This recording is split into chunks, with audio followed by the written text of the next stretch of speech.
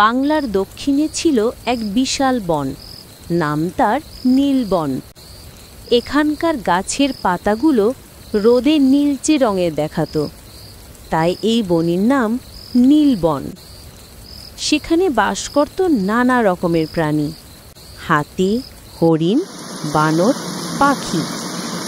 বনের শান্তি ছিল জগৎ বিখ্যাত। প্রাণীরা কখনো একে অপরকে আঘাত দিত না, সবাই মিলেমিশে থাকত একটু পরিবারের মতো। কিন্তু একদিন বনে এলো এক ভয়ানক বাঘ। সে তার ডেরা জমালো এই জঙ্গলে। সে রোজ কাউকে না কাউকে ধরে খেয়ে ফেলতে লাগলো। তার ভয় সারা বনের প্রাণীদের মধ্যে ছড়িয়ে পড়ল। বনের প্রাণীদের জীবনে নেমে আসলো কালো অন্ধকার। আস্তে আস্তে বনে প্রাণীদের সংখ্যা কমে আসতে লাগলো।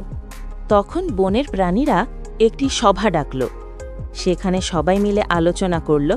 আলোচনা করে ঠিক হলো যে প্রতিদিন একজন করে প্রাণী নিজে থেকেই বাঘের কাছে যাবে এবং তার খাবার হবে, যাতে অন্য প্রাণীরা বাঘের আক্রমণ থেকে বেঁচে থাকে। আলোচনা শেষ করে এ কথা বাঘকে জানানো হলো। এ কথা শুনে বাঘ বলল, ঠিক আছে, প্রত্যেক দিন যদি আমার কাছে একটি করে প্রাণী খাবার হিসেবে আসে, তাহলে আমি অন্য প্রাণীদের উপর আক্রমণ করব না।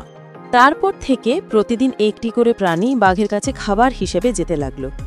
বাঘও বসে বসে তার ভোজন উপভোগ করতে লাগলো। একদিন বাঘের কাছে যাওয়ার পালা এলো এক ছোট খরগোশের। তখন সবাই দুঃখ পেল, কিন্তু খরগোশ বলল, তোমরা কেঁদো না, আমি কিছু একটা উপায় বের করব। এ বলে খরগোশ সবার কাছ থেকে বিদায় নিয়ে ধীরে ধীরে বাঘের গুহার দিকে রওনা দিল। কিন্তু সে ইচ্ছে করে বাঘের গুহাতে অনেক দেরি করে পৌঁছালো।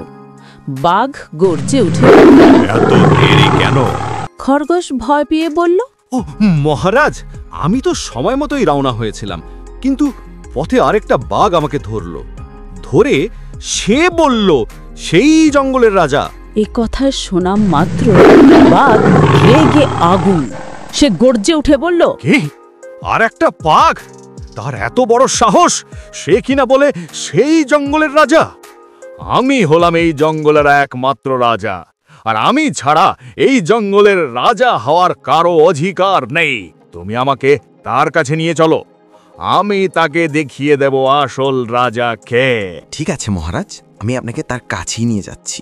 খরগোশ বাঘকে নিয়ে গেল জঙ্গলের একটা কুয়োর কাছে। কুয়োর ভেতরটা ছিল খুব গভীর আর পানি ভর্তি।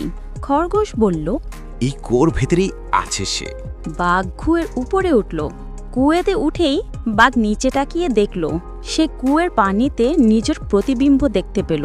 সেই নিজের প্রতিবিম্বটা কি আসল বাঘ মনে করে বলল, তোমার এত বড় সাহস যে তুমি এই জঙ্গলের রাজা হতে চাও?